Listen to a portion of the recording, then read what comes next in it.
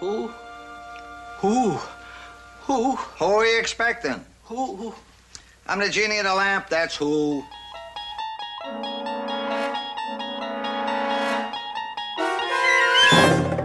Hello, and welcome to the Twilight Pwn, the internet's third most popular Twilight Zone-based podcast. My name is John. I'm joined by my co-host, Fred. Hey, what's up? How you doing this week, Fred?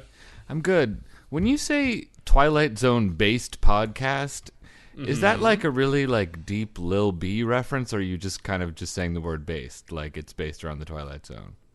What is Lil B? Like, based God, is any of this hitting home, or... I have no idea what you're talking about. I mean, it's a podcast based around... Got it. See, because I was wondering Zone. why you didn't just say the internet's third most popular Twilight Zone podcast, and I'm like, wait a minute, is John making like a weird reference to an internet rapper?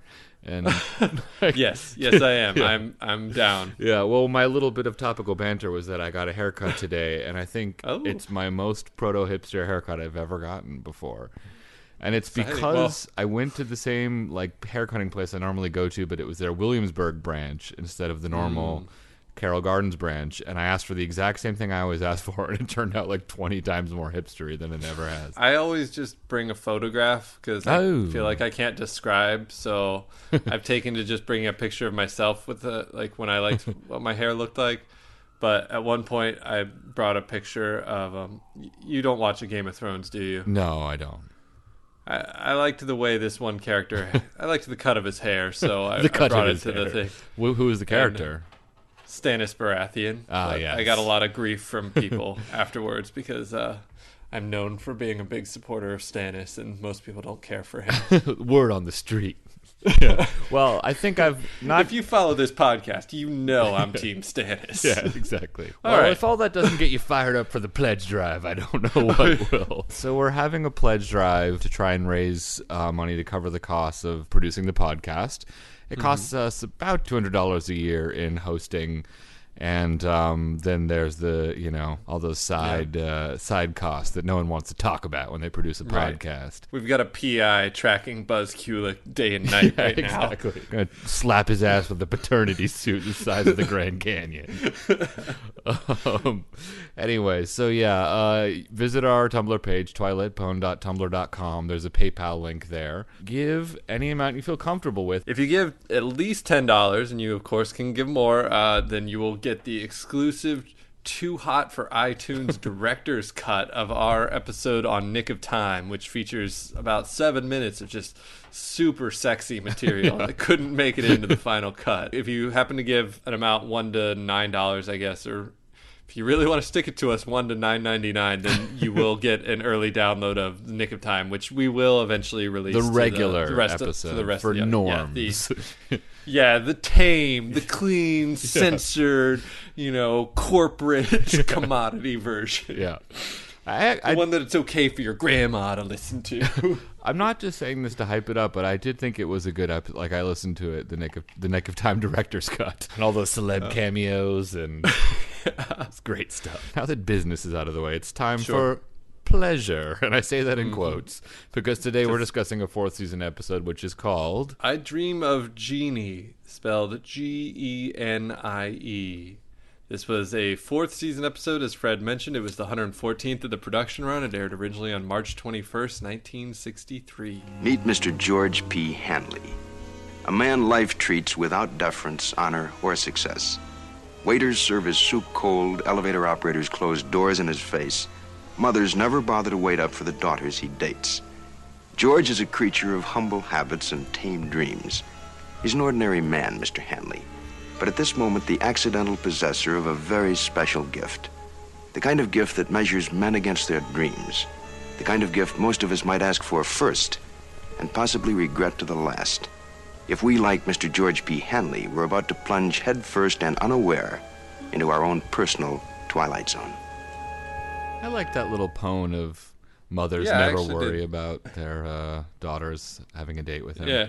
It's a pone I can identify with. Yeah. So we like to write our own Serling-style intros. I feel like I've kind of been pushing it off on you, so I think it's my turn. All right, hit it. The schnerd you've just had the displeasure of meeting is George Hanley, a man that treats life without honor, deference, or respect.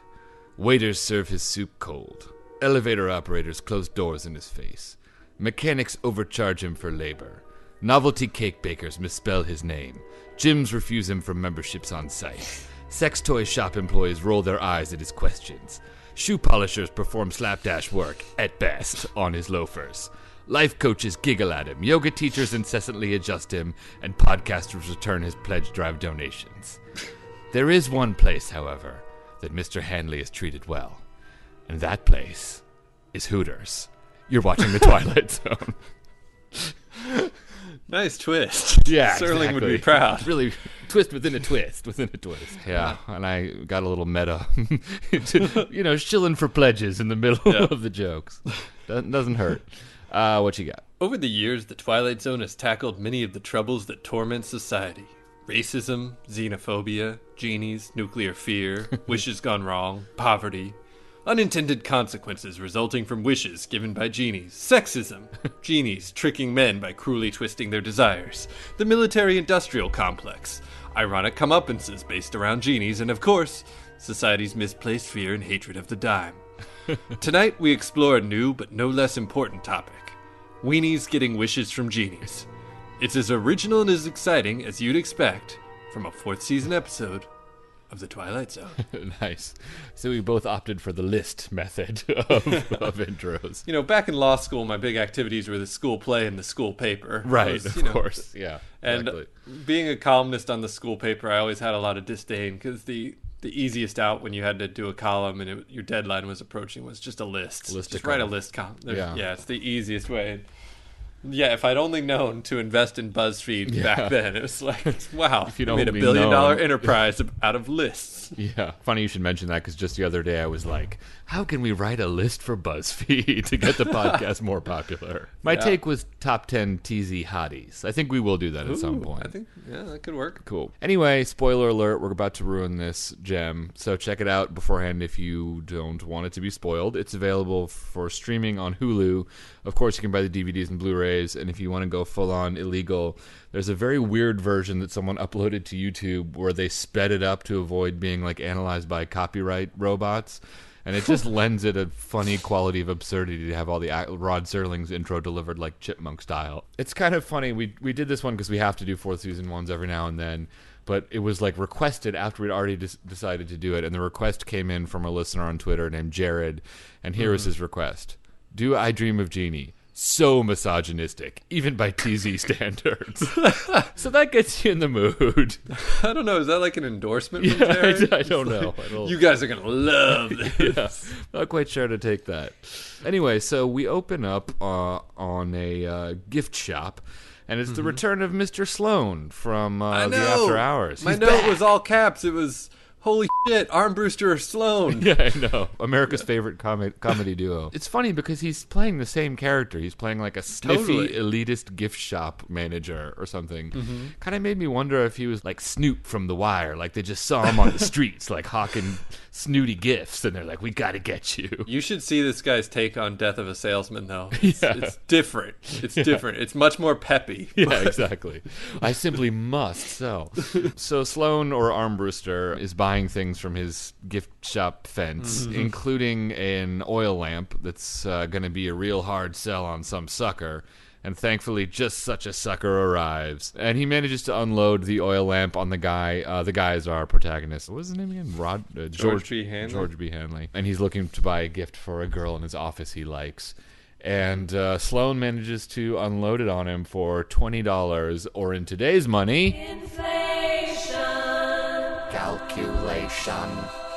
$152.75, which is a lot of money for a random oil lamp. Did we need a jingle to just multiply things basically by 8 every time? I like making jingles. It's what I do, John.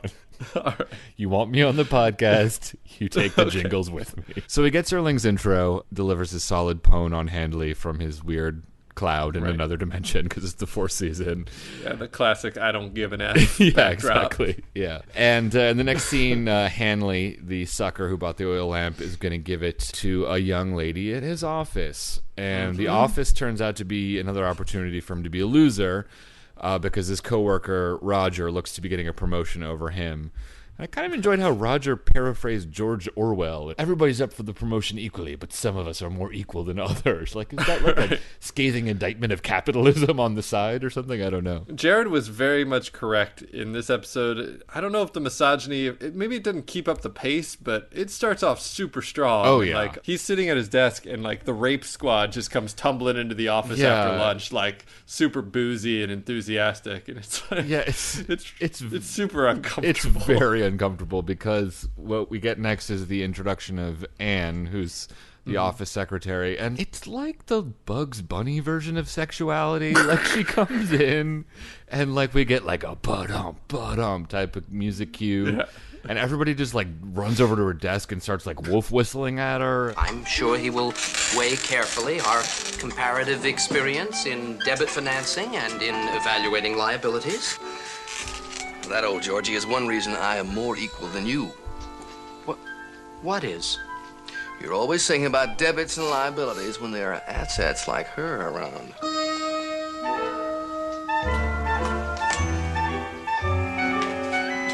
So for the podcast listener, to make it clear, in the background we see the woman bent over a filing cabinet to really you know, hammer that delightful joke home. And then his coworker gives these like crazy rape eyes, like not just like friendly, like friendly rape eyes, like I don't know, it's like it's not just like a knowing little wink, it's like we maybe need to freeze frame it. There's malicious evil in his eyes. It's quite creepy. Like, you could easily make this like a rape prevention PSA without like recutting it at all. Totally. Just like we had to watch at my state job, we had to watch a video that was like so much tamer than the first 5 minutes of this episode. And it gets kicked up a notch because it's the secretary's birthday, and Roger, sort of the gunner at the office, the rapey gunner at the office, has bought her some scanty negligee. All the boys didn't all the boys chip in to get her? I don't know. Yeah, they buy her a nightie. Yeah. I mean, all right. Yeah. I'm just this clip. I'm going to pin this on Jared. This is what Jared wanted. This is what he likes. Really like it, Anne? Oh, Roger, I absolutely love it. But really, you shouldn't have been so extravagant. Well, after all, a girl only has a birthday once a year, until she's 30, of course, and then she has them once every 2 years. Roger, come over here.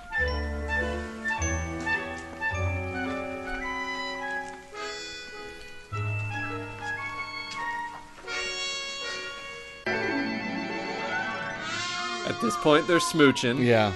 Inexplicably in the office. Now, that's to show you my appreciation. And to show you that I haven't even learned how to count to 30 yet. Yep. Gloria Steinem came in to do a dialogue polish. Exactly. Just deep, rich, rewarding relationship with the women in his life, I'm sure. I mean, to be fair, the episode has like a really cartoony tone, but it's supposed to be a comedy, but you can just imagine like the moms of America sitting there like having to be quiet and twitching uncontrollably while like the dad is from, you know, gotten home from business and is just guffawing. Business. Yeah. Business Inc. Returning from a hard day's work at Business Inc. Yeah, no, it's awful. I wasn't trying to excuse it by saying it's cartoony. I just mean that the fundamental message is awful. It's just the tone in which it's presented is a function of the fact that it's supposed to be like a cartoony episode. So Mr. Watson, the big boss of this office, comes in and he's giving like a pep talk about how well the business is doing, and I really loved how like vague what they do there is. Mm-hmm. And like Watson himself doesn't really seem to know. Like, I like the idea of like him coming in to deliver a pep talk and trying to like suss out based on people's reactions like what kind of company it is. It's like a whose line is it anyway game. He's got to figure out the product. Yeah, he's kind of like, this department has done well. Anyone? Like, it's just so vague 50s business. But there's going to be a special party at Club Tiki to celebrate the business and its success and its companizing of the figures, George decides to bail on his oil lamp gift. So George arrives home to his sort of like Beavis-esque apartment, thankfully free of racist figurines. They steered clear of that. The misogyny was enough. But he does have a cute dog, Attila. And I was wondering, John, was this your cue to really hate the guy? No, the dog barely registered in my mind at all, which, like, it becomes a little device. I did notice that after, like, the third dog, but I had been so, like, not focused on the dog that it took a little while to hit. Yeah, well, apparently dogs can keep a man out of hell, but they can't keep a genie in a lamp, a lesser-known proverb. Because George starts cleaning the lamp, and, of course, smoke starts coming out of it, and we get a genie. It's kind of like a Yogi Berra-esque genie, or like a Rodney Dangerfield-style genie. Yeah, he's a gruff Lower East Side genie. Yeah, he like goes to his track on the spare time. Right. It's I don't know. It's a mildly entertaining take on the genie. It's a different choice, you know. It's different. I award it different stars. So the genie is running down the wish deal, and apparently deflation has devalued the whole enterprise. If you are the genie, then I must be the master of the lamp. Big deal. Master of the lamp. All right, you got yourself a free wish. There's supposed to be 3 wishes. Ah, there's the rub. There used to be 3 wishes. But let me tell you something, Jack. George? You don't want to change your name, huh? The scene used to include 3 wishes. But the recipients were abusing their privilege, so we had to cut down. I kind of liked his next speech where he's like explaining, like, George is, maybe I could wish for love or money. And the genie has this very, like, jaded take on not wishing for those things. Like, he's clearly seen the man in the bottle. You know, he kind of gives this, like, yeah, first you ask for money, and then you get the church plane repainted, and then you're Hitler. I've seen that happen to a lot of guys. These stories, there's always the ironic comeuppance, but what if the genie doesn't really have power over that aspect of their wish giving? Like, maybe it would get kind of like you're trying to steer the guy into the right direction. Man, it's just not going to work out. Like, I can't help the fact that you're going to end up having everything repossessed or whatever. Repossessed. It's like genie as insurance agent. Yeah. Well, it's funny they like complain like, don't wish for money because you're going to end up in the 90th tax bracket. Yeah. It's like, well, then ask for like 100 times more money and then it'll be okay. Like, put it in international stocks. I don't know. There's ways to make this happen. Yeah, I think we need to open like a genie consulting business, or somebody does. And George is sitting on his chair and kind of fantasizing about things he could wish for, and he arrives on kind of a weird, like, sort of double wish, kind of trying to squeeze a few wishes into one, which is that he would be married to Anne, the sexual cartoon from The Office, and that she would be a Hollywood starlet. Is it clear that he wants to be married to Anne as a star, or is it he wants to be married to just a star in general? Because they do this interesting thing. He has a series of fantasies, and they have the same actors playing all the people. But I can't remember if it was actually supposed to be the woman from The Office, or just he's married to a famous actress. I mean, I do think that it's like a little. The main point is a famous actress, but I do think he specifically says, "What if I was married to Anne and she was a famous actress?" Okay, he does. Yeah.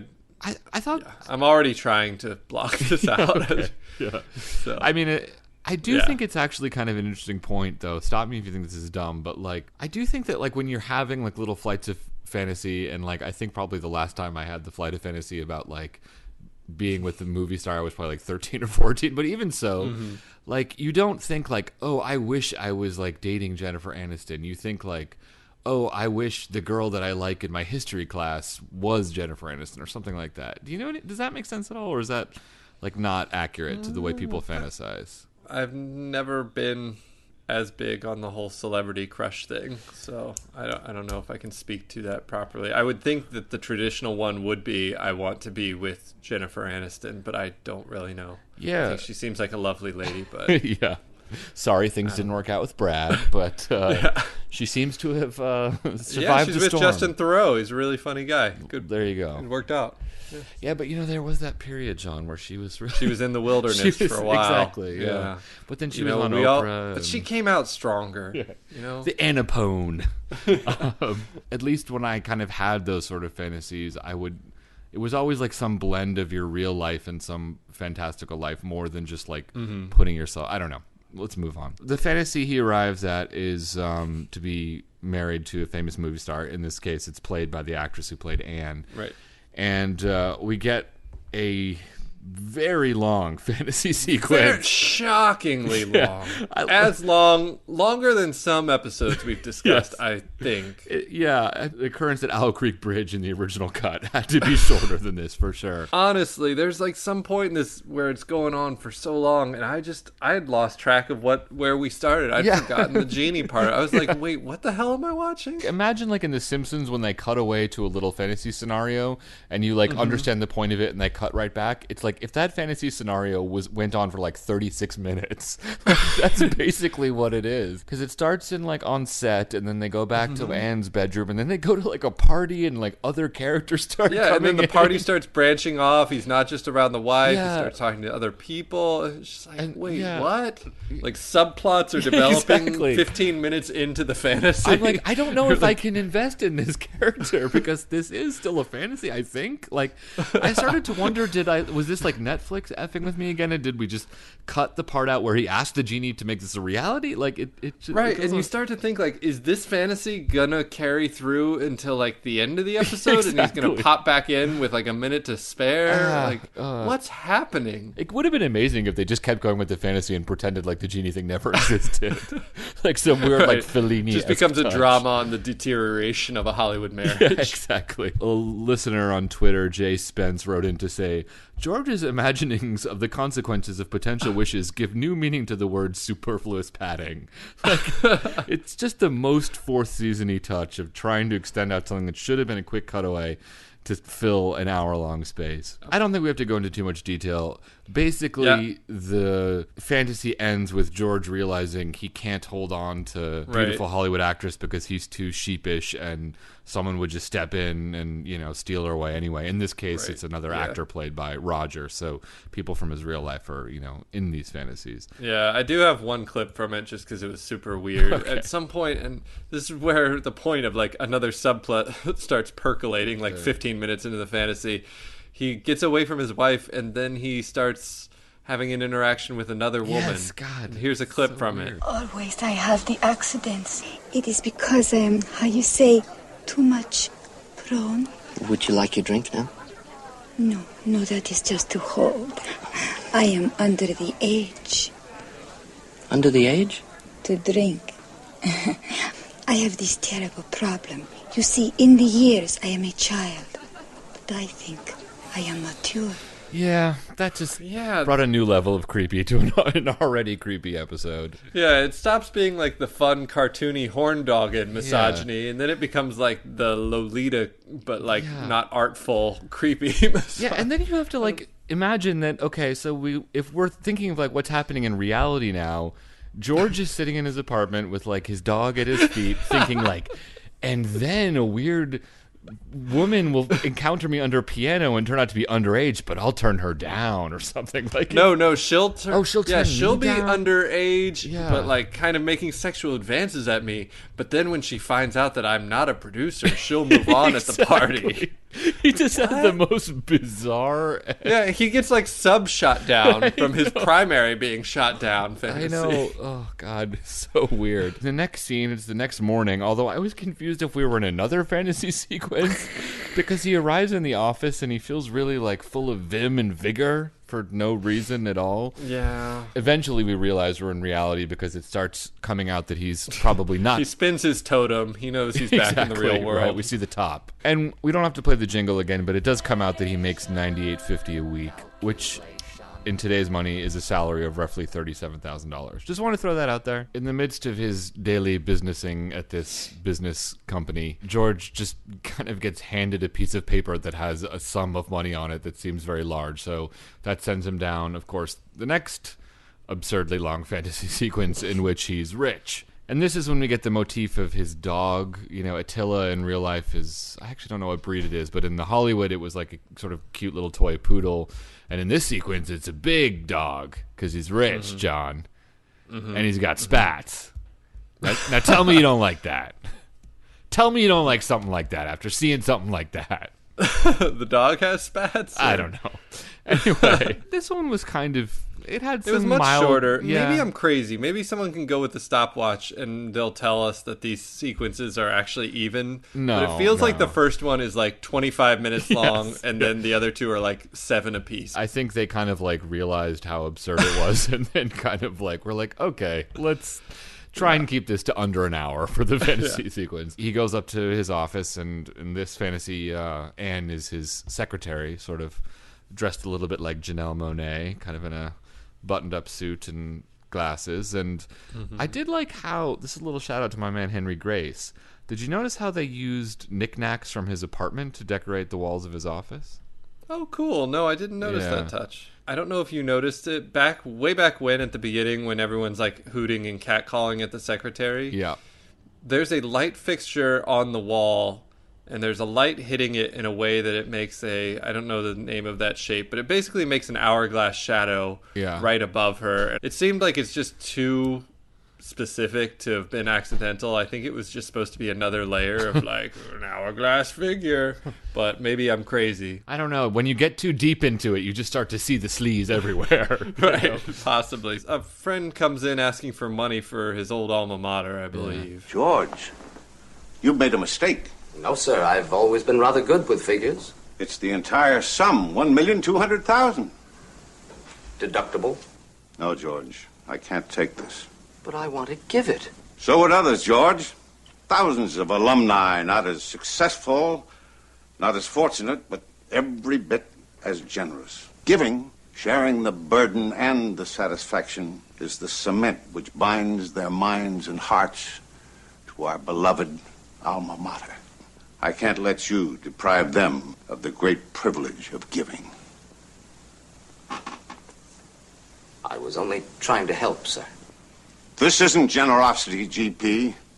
It's ostentation. That's so unlike any college person asking you for money that I was wondering, is that just like a weird neg and now he's supposed to give like 30 million or something like that? See, like this is a comedy episode, and so I think that bit is supposed to be comedic, but the joke actor like eats is playing itself. it so dead serious. Yeah. If it's funny, it's like on such an utterly subtle level of humor. The point of the whole fantasy is to show him that being rich isn't so great. Right. And like the point of that joke would be making fun of like colleges asking people for money, which is just a weird distraction from that. I think basically like the writer wrote this just taking pot shots at whatever he could kind of along the way. No, seriously, like it really has that tone. I don't know what to make of that interaction because it's like, I think that's a joke, but it's not a joke. It's just confusing. Yeah. It's like this weird moral message of like, don't give too much, you son of a bitch. What? I don't know. Yeah, I don't know. Maybe it's just a stunningly accurate portrayal of the nature of daydreams. Maybe this is like Eternal Sunshine of the Spotless Mind. It's not all as clean as we want it to be. Yeah, Fred. yeah. Sorry, you know? I'm sorry. I just want it to be over. I don't care if it's clean, frankly. True. All right, let's motor. We're getting there. I got no more clips. Let's go. Oh, really? Okay. All right, interesting. This was around the point I stopped caring, too. Okay, cool. In reality, Roger, the rapist gunner, gets the promotion, not old Georgie Porgy. Mm-hmm. I was kind of hoping the episode would take a dark turn and George would ask the genie to kill Roger or something. Just for something. I don't know. My soul had died at this point. But instead he goes for a nice little walk with Attila. And then we slide into overlong fantasy sequence number 3. This one is a focus on power. Which, of course, traditionally means we Hitler. turn him into Hitler. Yes, yeah. Exactly. But the episode takes a shocking twist and turns him into the president. And he's attending a stock footage ticker tape parade in his honor, and then we get him in the Oval Office. One thing, did you think the stock footage ticker tape parade looked really cool? I wondered where it came from. Yeah. I didn't think it was from a movie. It looked like no, it looked like a real. I don't think even a movie could stage something that big at that time. Yeah. So I wondered what event. I really wanted. I was hoping the episode would just like take a left turn and just like follow the stock footage. Sadly, we're back to the plot. We get some sort of like House of Cards style internal wrangling in the Oval Office, and then we get the reveal of Attila, who has been a poodle, a Great Dane, and is now a Scottish Terrier, which made me wonder, Because George W. Bush had Scottish Terriers. Obviously not a reference to that, but was there some famous presidential dog that was like a terrier? Like, did FDR... Was that JFK's dog? A simple Google search says that John F. Kennedy's dog was a Welsh Terrier. Oh, there you go. So I think that's what that... I assumed it was supposed to be like JFK's dog. Cool. I thought this one was the best of the little wacky fantasies. Somebody comes in and is like, you gotta do this, you gotta do that, you gotta do this. There's like, we had to cancel the lunch with the Cub Scouts because you gotta get your hair cut. And he's like, no. Make the lunch with the Cub Scouts happen. We'll get our haircuts together. And I don't know, just like little funny, little funny, semi-funny jokes in there. But then, of course, he encounters the problem that all presidents do, which is that there's an alien invasion. Ever since President Pullman, it's been a constant struggle.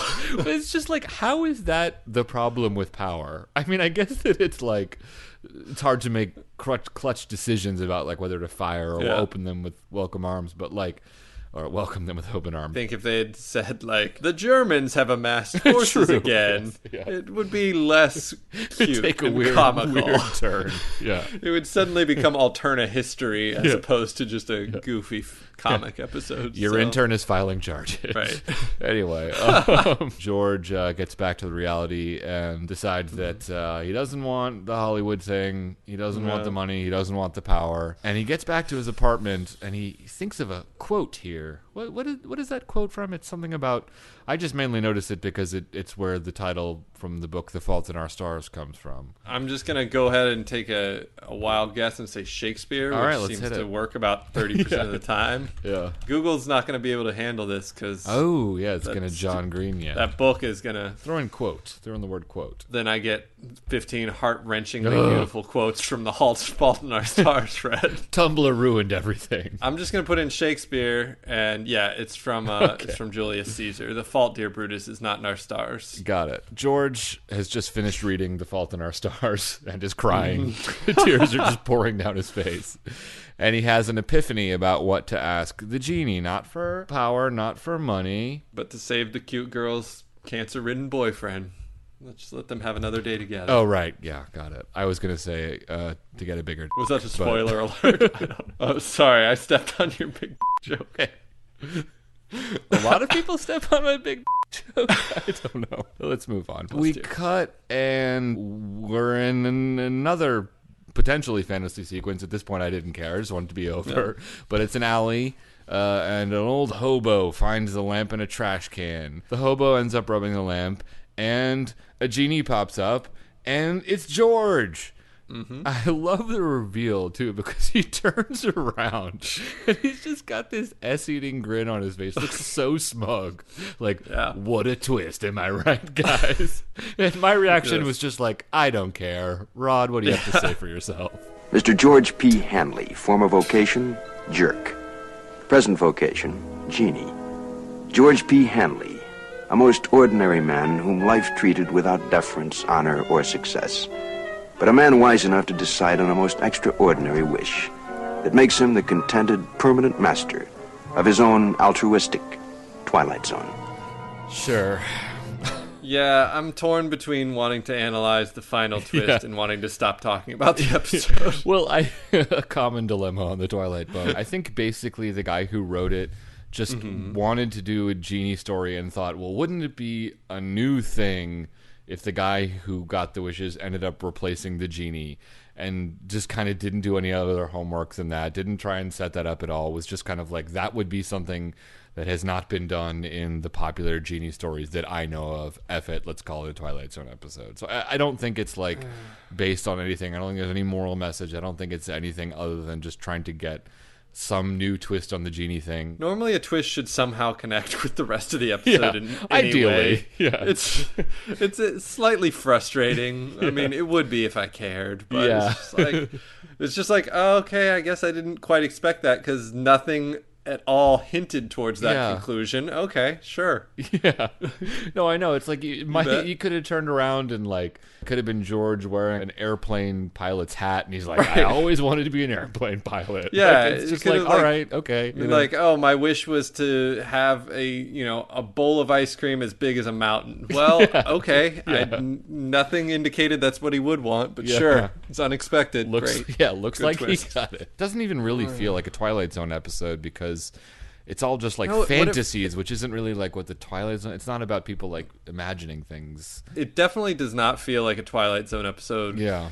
I mean, there's a supernatural component of a genie, but it's very strange. Oh yeah, and the genie is also just like slight bookends at the episode. Like the he's genie, not even bookends. He's only in one scene. True, it's kind of weird. Yeah, but the genie doesn't like. Yeah, I guess it's like the fantasies could have happened without the genie. I guess is what I'm saying. You know? Yeah, what I mean? totally. Like, the main meat of this episode is just a guy sitting on a couch thinking about things, and it's like, I mean, the fact that they could be reality. I don't know. What we doing next? Bios and trivia. Bios and trivia. Bios and trivia. Yeah. Scott, Zachary, Mark Grams Jr., Zachary and Grams, and IMDb. So the title is from the first line of the 1854 ballad "Genie with the Light Brown Hair," spelled Jeanie, by Stephen Foster, written about his wife Jane. At first, I was confused when the television show "I Dream of Genie" came out, and if this was after it, it would be really weird. But apparently, this episode did come out about 2 years before "I Dream of Genie," which was spelled with the J, and that was the clever pun. What trivia do you have? Well, the Grams book has. I was hoping it would have the ticker tape parade thing. I don't think it's in here. One thing is interesting. This is a quote from the writer, John Furia. Herbert Hirschman asked him to write the script, and he said, "We'd worked together before, but I hesitated. I was not comfortable about approaching the idea in the science fiction format the Twilight Zone had established." The fact that he would even call the Twilight Zone like just science fiction alone indicates a lot. Mm-hmm. And then he says, Hirschman liked my proposal, so I wrote the teleplay. What pleased me most was not seeing how the film turned out when it was telecast, but that Serling quoted the introduction I wrote almost verbatim. So it seems like he had sort of mixed feelings about it. But it's interesting. I've always wondered, like, you know, it seems like the Serling intros come so clearly from his own voice, but other people seem to have written them too. I don't know. I was kind of interested about that. Have you ever, like, encountered any trivia about who... Would the writer of the episode write the Serling intro? I always assumed that they did. I mean, I just... Yeah. It's kind of like... you know how Leno has like a team of writers and they write to his voice. I just assumed that as the author, you were expected to crank out something, and then maybe Serling would revise it if he felt it didn't have enough alliteration. Exactly. Add like 6 alliterative sentences. Right. Yeah, I mean, Serling himself obviously wrote like the lion's share of the episodes anyway, so it's kind of a moot point. But just sort of, I wonder if like any of the writers took as much glee as we do in writing these, you know, sort of Serling style things. That's what I got from Grams. What about bios? Howard Morris played George P. Hanley. He was a comedic writer initially and then moved into being just kind of a comedic performer in general. And then he became famous as a voice actor in tons of Saturday morning cartoons. He was originally part of the writing team for Sid Caesar, along with Carl Reiner and I think Mel Brooks and a lot of other kind of famous old guard comedians. He directed the film Don't Drink the Water, which was based on the play written by Woody Allen. So Milton Parsons played PR man / scientist. He was also in The New Exhibit and Once Upon a Time. Jack Albertson played the genie. He was also in the episode The Shelter. He's probably best known to most people as Grandpa Joe in Willy Wonka, but IMDb believes he's best known to audiences as the man from the TV series Chico and the Man. Okay. For which he won an Emmy. Some audiences, no doubt. Older audiences, maybe. Yeah, maybe, yeah. Interesting. He's one of 9 actors to have won the Triple Crown of acting, an Oscar, an Emmy, and a Tony. Let's make a fun game of it. There's 9 actors. Can you name any of them? It was an Oscar, an Emmy, and a Tony? Yeah. Meryl Streep? No, it's actually all men. Oh, okay. I don't know. I don't know this stuff. Yeah, you're probably the not expert. be good. Yeah.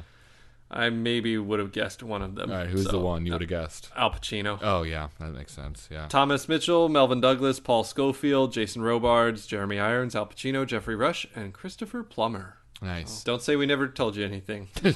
Not taught you anything. Don't say we never told you anything. It hasn't just been 45 minutes of silence. Yeah. Don't say we never made audio happen on your iPod. All right, James Milholland played Masters. He was also in Mr. Dingle and The After Hours. He was either Armbrewster or Sloan. Yeah.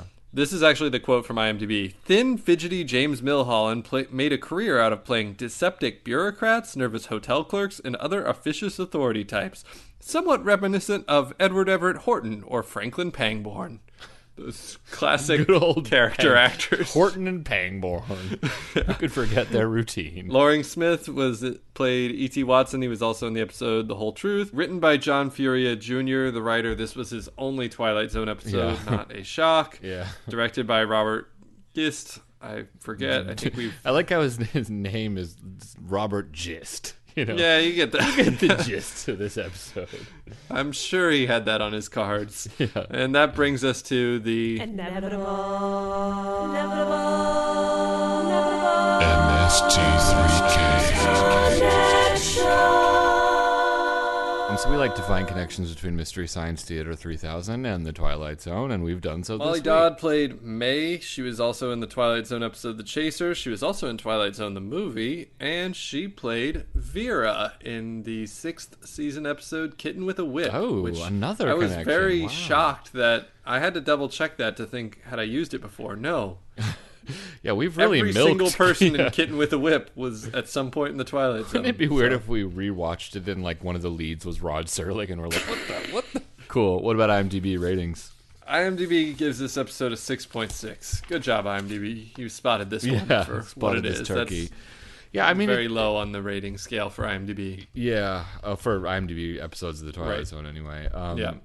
I mean, I think it's really bad for all of the reasons we've just spent the last hour discussing. I don't think it's as bad as The Bard. I feel like some of the jokes are a little more lively, if not like funnier, at least kind of more entertaining. Definitely a few points get knocked off for the gender politics of it, which I think even for the day were a little like awful. So I don't know, I'm thinking like a 3, something like that, in that realm. What do you think? Yeah, one thing we didn't really talk about is the lead actor is pretty affable. And he does okay. You know, he's like a very pleasant guy. He's like a poor man's Jack Lemmon or something. Yeah, you know? Yeah. I feel like if it was like a Dingle in that role or like a Beavis, it definitely would be in the one territory. But kind of like you kind of get like he tries and he has fun with like the different roles. Like him as president has some funny moments. And him as the rich guy, like he seems to be enjoying himself, which is maybe more that can be said for the audience. But that being said, it's definitely not as bad as The Bard, so I'm going to put it above that.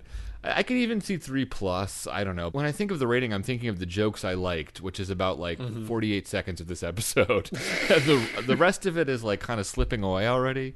So I don't want to go too high. I think a 3 is about right. It just doesn't feel like a Twilight Zone episode. It really like doesn't. We've said, it plays like a perfectly pleasant episode of 60s television, like some kind of vague comedic anthology show from the 60s, but that's not necessarily entertaining to me, and it's not something that I'm looking for when I'm trying to watch Twilight Zone. So it's not a 5 because it's not. I'll remember it. And it's really long. It's not a Twilight Zone episode. I think 3 sounds fine. All right, cool. I don't know. It's something bad. 3 sounds. All right, let's call it a pwn. Okay. Thank you to Jared for the retroactive recommendation on that one. Next week, we're going to be doing an episode called A Nice Place to Visit. It was requested by Mark in an email to us, so thank you, Mark. The pledge drive is ongoing. Thank you so much to the people who have donated already. It's been really nice to get the donations and also read people's notes. A listener named Nick wrote us, I thought, a really funny note that combined appreciation for the podcast, and also he said something about, I do genuinely laugh at a lot of your jokes, as terrible as some of them may be. I feel like people have latched on to our comment that we get these backhanded compliments. Now they're just trying to outdo each other. I feel pretty confident saying many of our jokes are terrible, but hopefully, the good kind of terrible. Anyway, so thank you so much to everybody who's donated. We also have some haters on Tumblr now. I don't know if you've been following that, John, but definitely like a few random people have been writing to our Tumblr account. Just someone said like, keep on stealing my ideas, why don't you? And I was just wondering, like, if you're going to be the one to step up to the plate and say that we stole your idea for a Twilight Zone podcast, I don't know. I don't know who comes out looking good in that situation. Yeah, well, like I said, the hate just makes me stronger. So you were the first person to say that. Yeah. Cool. All right, so how can people get in touch with us to Either write us a note, request an episode, donate, hint, hint, or hate on us. You can send us an email at twilightpwn, pwn@gmail.com. You can get in touch with us on Twitter at twilightpwn. You can check out our website, twilightpwn.tumblr.com, where we have the donate link, and we put up pictures and stuff we find or create related to the episodes we talk about. You could also listen to us on Stitcher or TuneIn Radio, or you could subscribe to us on iTunes. If you're over there, if you'd leave us a rating or a review, we'd really appreciate it. And yeah, that wraps it up. Cool. So for the outro, this is kind of a random question, but have you ever seen an episode of I Dream of Genie? I never have. I flipped through it when it was on Nick at Night back in the day, but it didn't seem to appeal to me. What's the premise of it again? Is there an actual... It's like a mild-mannered guy gets a genie, and she helps him out of kooky scrapes. Got it. Okay. Yeah, I don't know if Bewitched was before or after, but I feel like they're basically the same show. But I'm sure maybe some fans of classic television that listen to this podcast will set me very straight we on can that. get a new genre of haters writing into the Tumblr. Cool. All right, well, I'll talk to you next week, John. All right, later, Fred.